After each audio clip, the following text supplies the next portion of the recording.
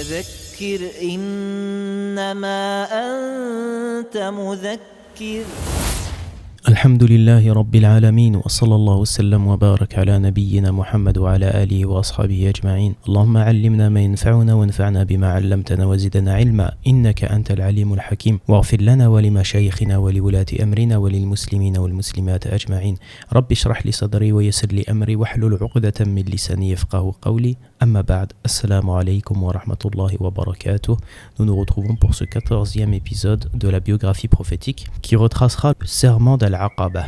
Nous avons mentionné précédemment que 6 Médinois embrassèrent l'islam lors de la saison du pèlerinage de la 11e année de la mission prophétique, promettant de transmettre le message de l'islam à leur peuple. L'année suivante, à l'occasion du pèlerinage, 12 Médinois vinrent prêter serment d'allégeance au prophète sallallahu alayhi wa sallam. Ce serment fut plus tard appelé le serment des femmes, car il comprenait les mêmes articles que le serment prêté par les femmes qui avaient été révélées dans Sourate Mumtahana, la Sourate 60. Un pacte dans lequel elles prêtent serment d'allégeance de ne rien associer à Allah, qu'elles ne voleront pas, qu'elles ne se livreront pas à l'adultère, qu'elles ne tueront pas leurs propres enfants, qu'elles ne commettront aucune infamie ni avec leurs mains ni avec leurs pieds, et qu'elles ne désobéiront pas en ce qui est convenable. Ce serment d'allégeance conclu, le prophète sallallahu alayhi wa sallam envoya à Yathrib, Médine, Mus'ab ibn Umayr radiyallahu anhu, qui fut ainsi le premier ambassadeur musulman ayant pour mission d'enseigner aux Médinois réceptifs les principes de l'islam, ainsi que la tâche de propager la religion d'Allah Ta'ala parmi ceux qui étaient encore polythéistes. Beaucoup de Médinois étaient préparés à la venue de l'islam, et le prosélytisme était ardent, si bien que l'islam se répandit rapidement de maison en maison et de tribu en tribu. Mus'ab resta à Médine, et il mena sa mission avec zèle, et ses efforts furent couronnés de succès. Toutes les demeures des Ansar, c'est-à-dire ceux qui ont soutenu la religion d'Allah Ta'ala et accueilli les musulmans ayant émigré de la Mecque, ils eurent toutes en leur sein des convertis, hommes et femmes. Peu de temps avant le commencement de la saison du pèlerinage de l'année suivante, c'est-à-dire durant la 13e année de la mission prophétique, Mus'ab retourna à la Mecque, portant au prophète sallallahu alayhi wa sallam des nouvelles pleines d'espoir quant au terrain fertile pour l'islam que constituait Médine. Le deuxième serment d'Al-Aqaba, lors de la saison du pèlerinage de l'année 622 de l'ère chrétienne, c'est-à-dire la 13e année de la mission prophétique, plus de 70 convertis médinois vinrent avec ceux de leur peuple qui étaient restés associants participer au rite du pèlerinage à la Mecque. La question qui les préoccupait sans cesse était la suivante. N'est-il pas enfin venu le moment de protéger l'envoyé d'Allah au lieu de le laisser abandonné, faible et errant dans les collines de la Mecque? À peine arrivés, ils contactèrent discrètement le prophète sallallahu alayhi wa sallam et convinrent avec lui d'un rendez-vous dans la nuit des jours de Tashriq, c'est-à-dire les 11e, 12e et 13e jours du mois de Dhul Hijjah à Al-Aqaba. L'un des chefs des Ansar, Ka'b ibn Malik al-Ansari radiyallahu anhu, a décrit cette rencontre historique qui modifia le cours de la lutte entre l'islam et le paganisme. Il a dit « Nous sortîmes pour le pèlerinage et nous convîmes d'un rendez-vous au milieu de la période des jours de Tashriq.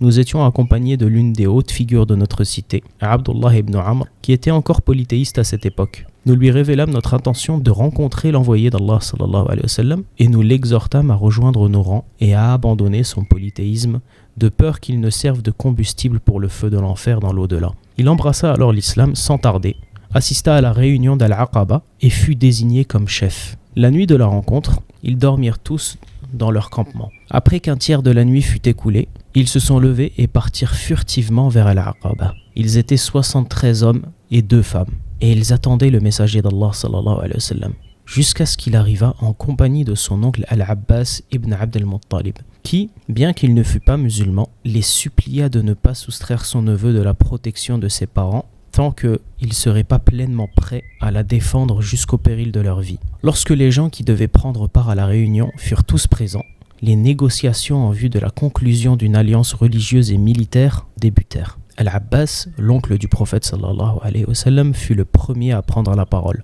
Il dit « Ô vous les gens de Khazraj, vous connaissez toute la position éminente que Mohammed occupe parmi nous. Nous l'avons protégé de l'hostilité de notre peuple autant que nous l'avons pu. Il est honoré parmi les siens. Il tient cependant à vous rejoindre si vous pensez que vous pourrez tenir vos promesses à son égard et le défendre contre ses contradicteurs. Alors assumez vos engagements. Mais si vous craignez de l'abandonner et de trahir après l'avoir accueilli, vous feriez mieux de le laisser ici parce qu'il est respecté dans son pays et bien défendu par son clan. » Et Ka'b, qui était avec les Ansar, répondit « Nous avons bien entendu tes paroles. Et maintenant, ô messager d'Allah, parle et exige ce que tu veux concernant ton Seigneur et toi-même. » Cette réponse prouve la détermination, le courage, la foi et la sincérité des Ansar. Ils étaient incontestablement prêts à endosser cette responsabilité, ô combien lourde de conséquences. L'imam Ahmad a fourni d'après Jabir des détails suivants. Les Ansar demandèrent au messager d'Allah sallallahu alayhi wa sallam de préciser les principes sur lesquels ils devaient s'engager. Le prophète sallallahu alayhi wa sallam a alors dit « En premier lieu, écouter et obéir en toutes circonstances. En deuxième, dépenser des biens pour la cause de l'islam dans les moments d'aisance comme dans les moments de gêne. Le troisième, commander le convenable et interdire le blâmable.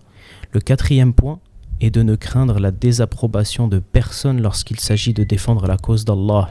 Et le cinquième point, défendre le prophète sallallahu alayhi wa sallam et le protéger, tout comme vous protégez vos propres personnes, vos épouses et vos enfants. Vous aurez en échange le paradis. » À ce moment-là, certains Ansar ont pris la main du prophète sallallahu alayhi wa sallam et lui ont dit « Oui, nous jurons par celui qui t'a envoyé avec la vérité comme prophète que nous te protégerons de la même manière que nous protégeons nos familles.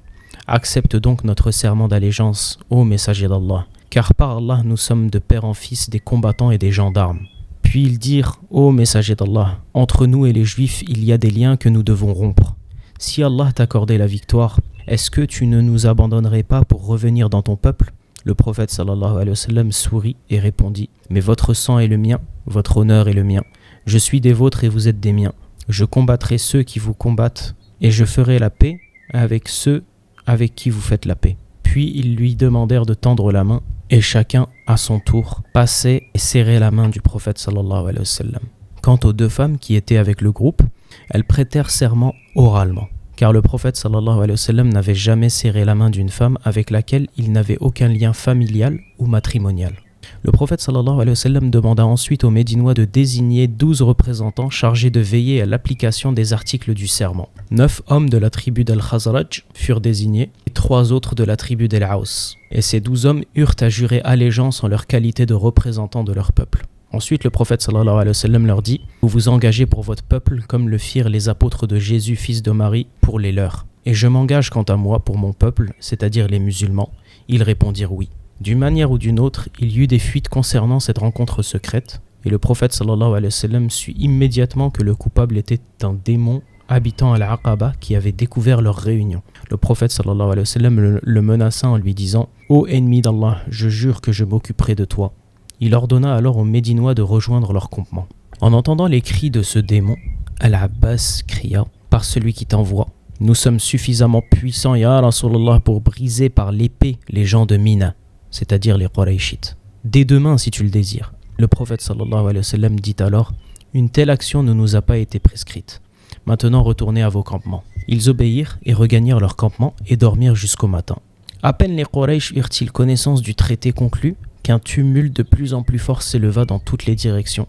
Ils se rendirent compte immédiatement qu'un tel serment de fidélité aurait des conséquences profondes sur leur vie, ainsi que sur leurs biens. Le lendemain, une importante délégation, comprenant les chefs des grands criminels de la Mecque, se mirent en route pour le campement des Médinois, afin de protester contre ce traité. Ils s'adressèrent ainsi aux gens de Médine. « Ô assemblée des Khazraj, nous avons appris que vous êtes venus ici pour emmener cet homme à Médine, et que vous vous êtes engagés à son égard à nous combattre. Par Allah, de tous les Arabes, vous êtes les seuls que nous n'aimerions pas combattre, cela nous serait détestable. » Les Médinois polythéistes, ne connaissant pas l'existence du pacte secret, se mirent en toute bonne foi à jurer par Allah que ces allégations étaient sans fondement. Abdullah ibn Ubay ibn Saloul, la tête des hypocrites, un Médinois païen, prétendit que ses concitoyens ne prendraient aucune initiative sans qu'il leur en ait donné l'ordre. Cependant, les Médinois musulmans demeurèrent silencieux. Les chefs de Quraysh semblèrent presque convaincus par les arguments avancés par les païens, et ils rentrèrent chez eux frustrés. Toutefois, ils avaient des doutes. Ils commencèrent à observer minutieusement les faits et gestes des Médinois jusqu'à ce qu'ils eurent confirmation de leurs doutes. Un pacte avait bel et bien été conclu, mais cette certitude n'apparut clairement qu'une fois que les pèlerins médinois eurent quitté la Mecque. Fous de rage, les païens mécois poursuivirent les pèlerins et réussirent à capturer Sa'd ibn Ubada. Ils le torturèrent, le ramenèrent à la Mecque. Mais il fut finalement secouru. Tel est le récit du second serment d'Al-Aqaba, appelé plus tard le grand serment d'Al-Aqaba. effectuée dans une atmosphère d'amour, de fidélité, de soutien mutuel entre les croyants de Médine et les faibles musulmans de la Mecque. Ce nouvel esprit d'affection et de coopération ne peut être attribué à un caprice passager. Ils avaient bien au contraire un profond sentiment de changement intérieur, c'est-à-dire que la croyance d'Allah Ta'ala et de son messager sallallahu alayhi wa sallam, ainsi que du livre qui lui avait été révélé, cette croyance s'enracinait à un point tel qu'elle resta inflexible face à l'injustice et aux agressions des polythéistes de la Mecque. Cette foi sincère fut à l'origine des œuvres grandioses et uniques que les musulmans réalisèrent et qui à jamais resteront dans les annales de l'histoire. L'épisode 14 touche à sa fin. Nous verrons dans l'épisode suivant les premières émigrations. هذا والله تعالى أعلم سبحانك اللهم وبحمدك أشهد أن لا إله إلا أنت أستغفرك وأتوب إليك